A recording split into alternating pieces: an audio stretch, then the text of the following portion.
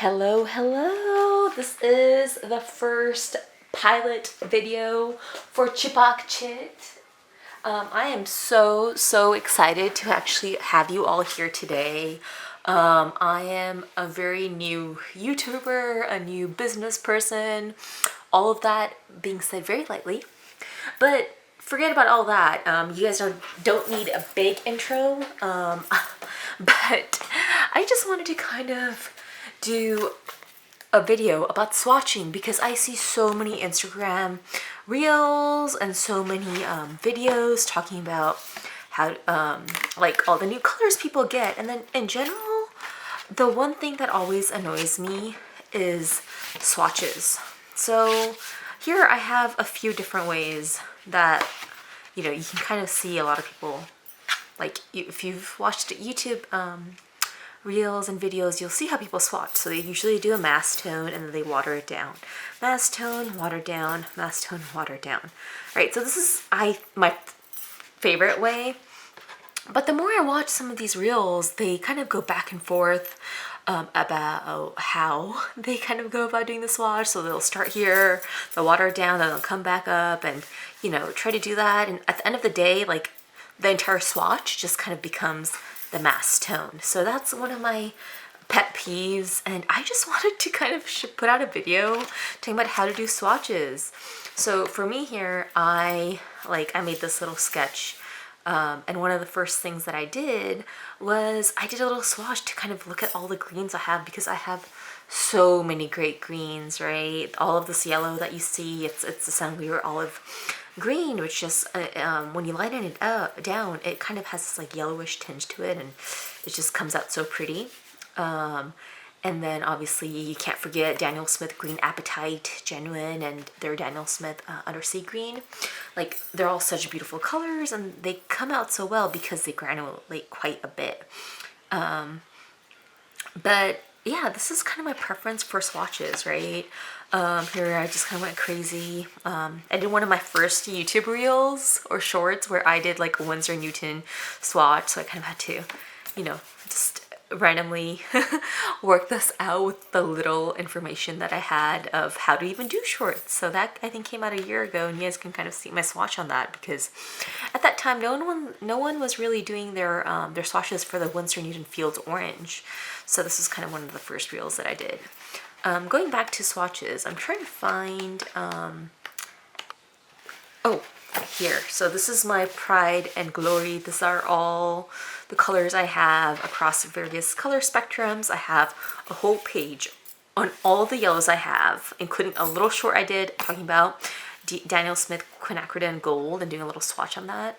This was a horrible swatch. I'm not a big fan, but it still kind of works, because I think a swatch is supposed to give you mass tone, it's supposed to give you the light, and then it's supposed to kind of highlight any variations that you get in between, right? So whether that variation comes in the form of the cauliflowering effect that you get here, or whether it, is a granulation effect that only happens when you're in the lighter, on not like a more watered down swatch. So it's important to me.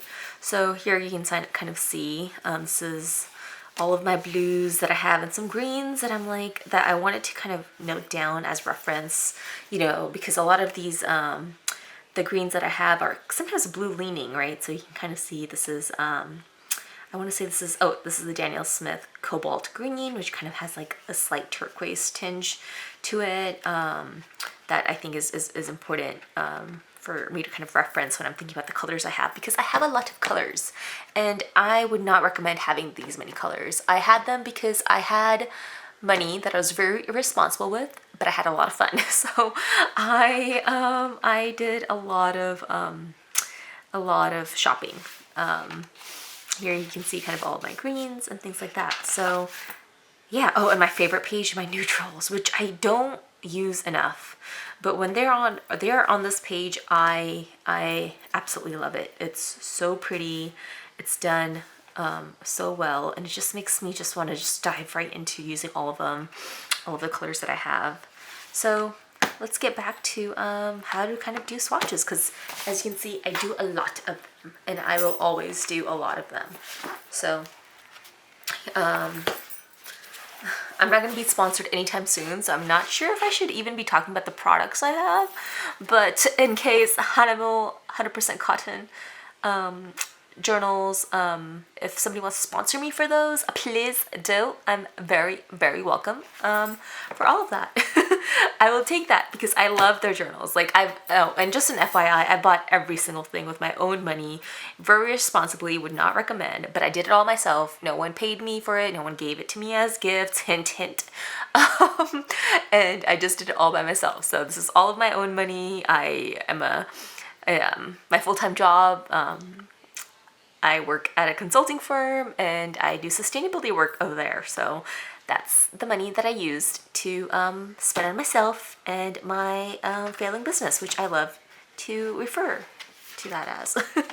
So here, before I get too deep into this, here's another section of like all the swatches I have. So I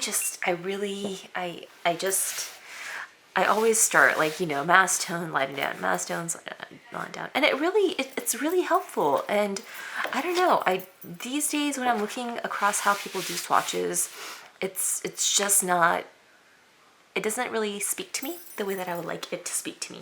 So let's do some swatches. I want to use a piece of paper. Oh, look at this swatch.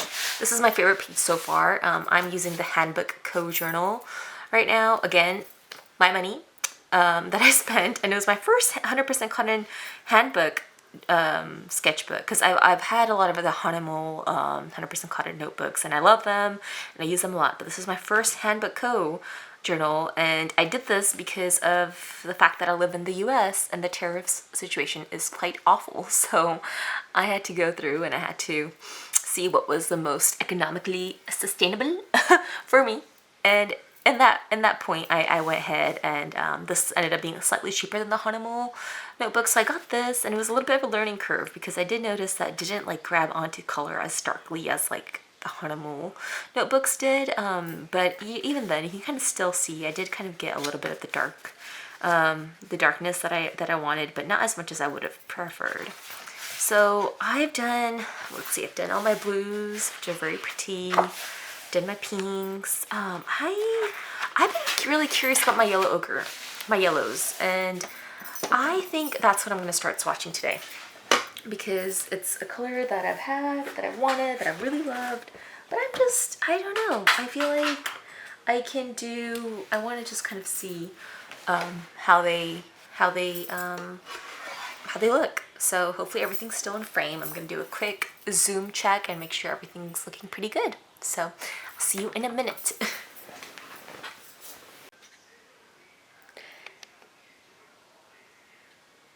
Hello, I think I'm back. So let's see. Hello. Okay, so I think I'm back, and I just did a quick rewatch of the footage I had, and yes, there's some notable improvements that I could have made. But I think I'm gonna use this brush. It's the cheapest brush I have. I would consider my workhorse. My workhorse brush. It's literally the first set I got. It's a Princeton flat velvet touch. Not sponsored. Would love to be sponsored, please.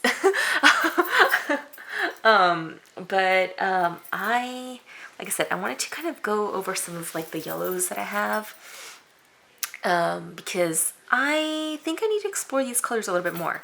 So I'm taking some water, and I'm actually gonna go down the list of all of the yellows I have and just wet them up a little bit. Oh, I don't know why this is my Hansa yellow. I'm very contaminated. Don't know why. Didn't know I did that. But I hate wasting pigment, so they're all just gonna be rubbed onto my palette and I'll use it for something. And this here is my PY, I think it's my PY 162. Let me just clarify really quickly. I'm pretty sure that's what I have. Oh, there we go. It's PY165, and I believe this is a Winsor Newton color. It's supposedly light fast, and it's just a great color to have. And I'm actually gonna bring my Daniel Smith color out as well, because I recently got it, and I haven't really gotten a chance to play with it as much, but yeah, let's do some of that. And I also need a pen, because I want to make these notes as I go along.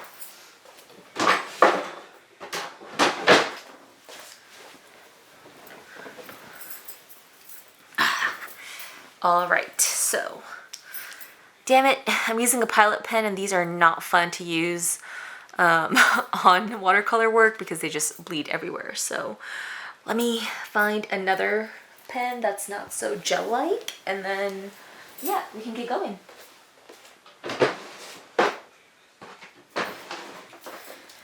I don't have a fancy non-reactive pen that doesn't get reacted in water yet, so I just use like one of these.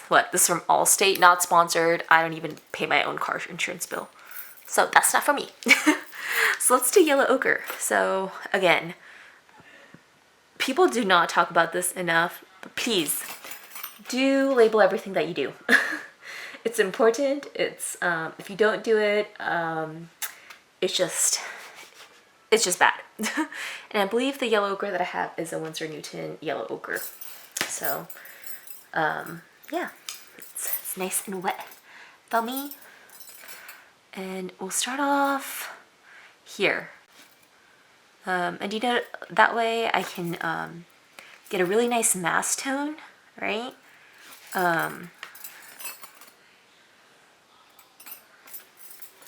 You know, it doesn't matter, sometimes you can just go up or up down, but then you just add little bits of water and just let it do its thing. It's watercolor after all, it's not that serious. And you'll see, like, some people are very particular about this, like the fact that there's water pooling out here, and they don't necessarily like that, but I like it because it shows me how this pigment flows in the water. And so for me, that's kind of one of my favorite things to do. Most recently, I saw somebody do oval swatches, and I don't know, I might try that. The reason I don't do round and oval swatches because I feel like it just takes a lot of skill. And I don't really have that kind of skill. I don't have that kind of skill. I don't have that kind of patience. And then I kind of want everything to be a little bit uniform, right? So doing it like this is probably the best way. And so, like I told you, Masstone, super watered down, and then whatever it is in between out here. So that's, again, this is how I do all my swatches. It just makes everything a little bit easier on me. The next thing we can do is I'll do my Sennelier Quin Gold, and this one is interesting because this one I believe is, actually I want to do it here. This one is 3 pigments from Sennelier, and while it does look very nice, it's just one of the colors that I feel like I'm not, as much as I love the neutrals, I just don't, I'm not gravitated towards them, and that's unfortunate, and I need to change that because I think that will open a lot of doors for me in terms of realistic drawings and things like that. So maybe that will be my New Year's resolution. By the way, what is your guys' New Year's resolution? For me, I did this whole thing where I was like, I'm not gonna buy any new colors until I've finished 2 of my sketchbooks. I already failed at that, but you know what? I'll buy less. How about that? That's what I'm gonna try to do. Just buy less. So let's go back, label this Sennelier Quin Gold. And this one has 3 pigments, and I will probably try to add that in the description box. I would love to add it within the video. I'm just not that talented, you know. It's just not me yet. So that's my Quin Gold, and then I wanted to. Oh, here, this one. So the reason I'm gonna actually swatch this PY150, I think is a very, very, very beautiful color. It's and I don't need that much, so I'm actually gonna just do it here. So this is PY150, and I don't know who specifically this is from, but this color is so versatile because you can already see, and here, to add to my chaos swatches, right? You can see in Masstone, super like rustic almost, very like brown leaning, and then the way that it just it changes is really, it's just a beautiful sight to see. So Masstone, and then adding the water in gently, right? You just want to see how it would look when the water itself is super light. And here you can kind of see that variation I was telling you about. Still not the most happy with the swatch, to be honest, but let's see. There we go. This is probably better. There. And it flows very beautifully in the water, as you can see. So very versatile color, recommended. I would recommend this anytime because I think it's one of those colors that, again, it can do a lot for you. And if you are very curious and you get your hands on this Daniel Smith quinacridone gold watercolor, this is a pigment. This is a 2-pigment paint, and it includes PY150 and PY48. I'm not sure how aware you are about this, but you might be, since you're obviously watching my video and you've stayed here long enough. And oh my god, this tube is not having a good time with me. Yeah, it's okay. This was not going to be an edited video. I don't know how to do that, you guys.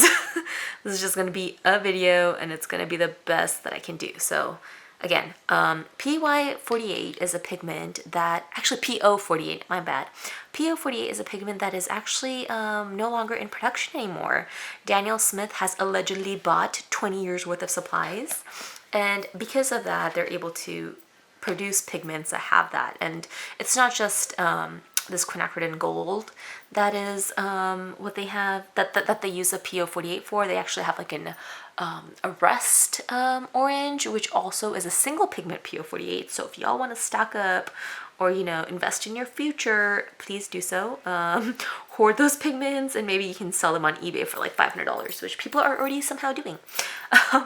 So yeah, that is my little spiel on PO48 and the craziness all about it. You guys saw me, well, if you did see me, y'all saw me swatch this color, and it's nice. I think my initial reaction was that it's a little chalky, and I'm not sure if it's just like it just did not mix in the tube right or something, but it's not as smooth as I would like it to be.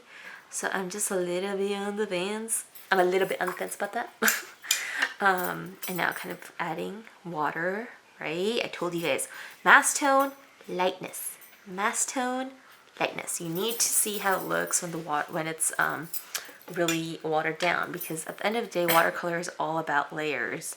I'm doing actually another like very light swatch here because I feel like I didn't get the lightness I wanted, and that's fine. It's just a sketchbook. It's not that serious. It was never that serious. Never that serious. Okay, I digress. All right, so I'm gonna try to get a little bit more of the Masstone, and then yeah, and then we'll see what happens when it's all dried down. So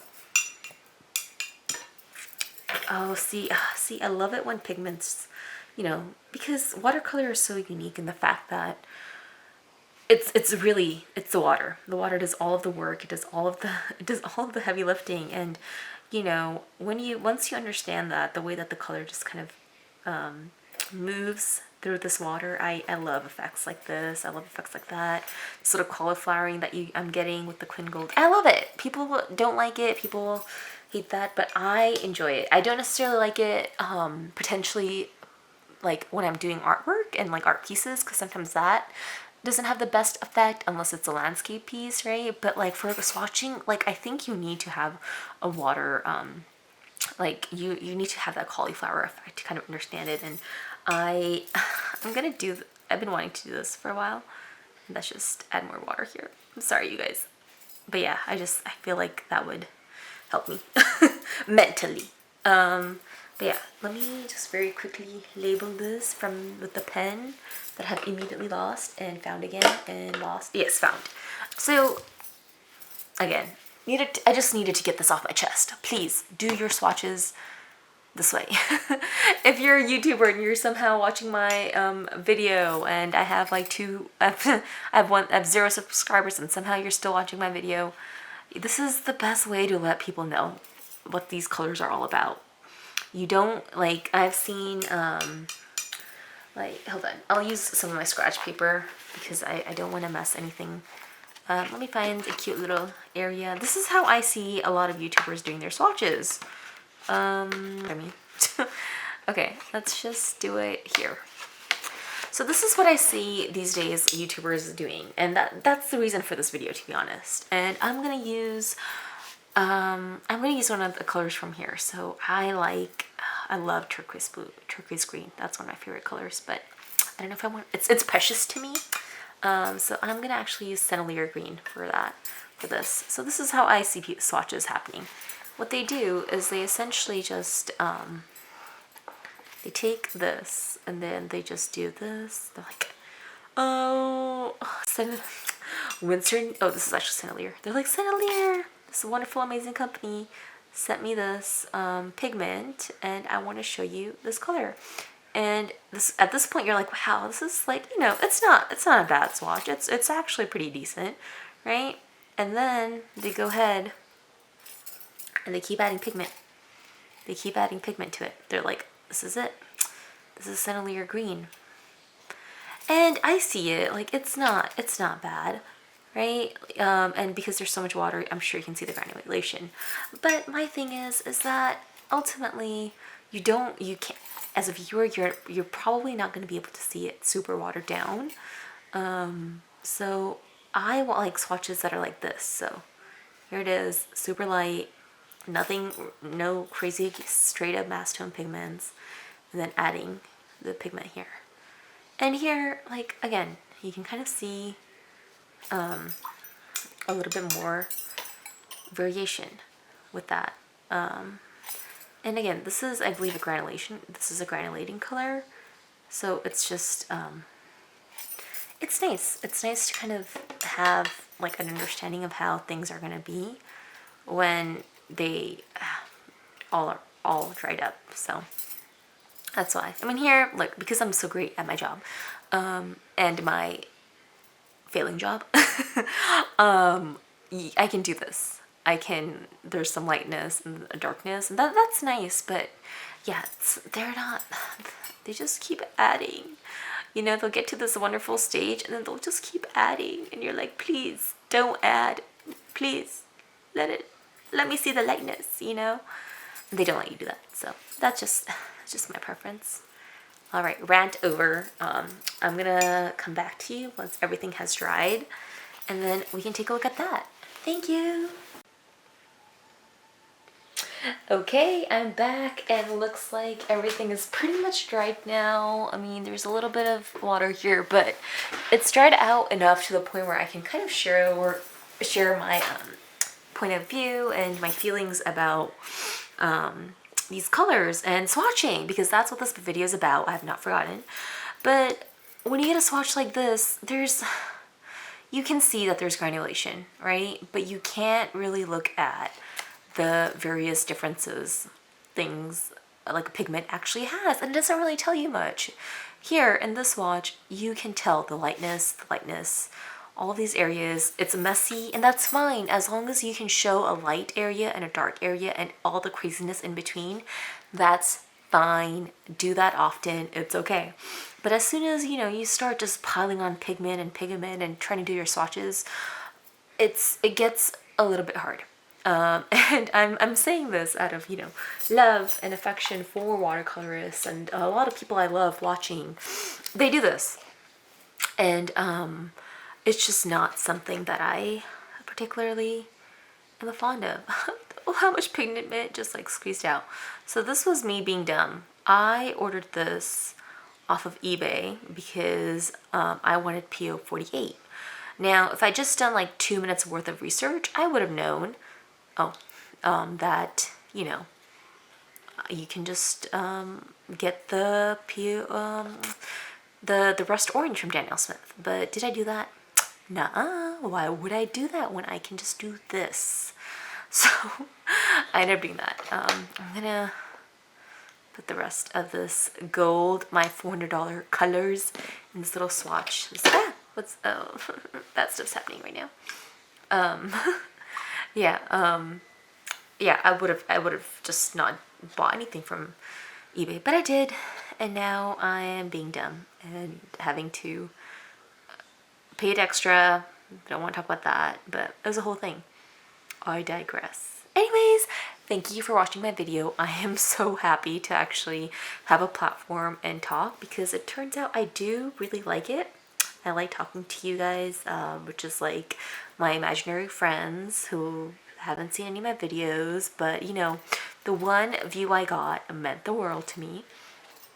I enjoyed it, and I want to keep doing this.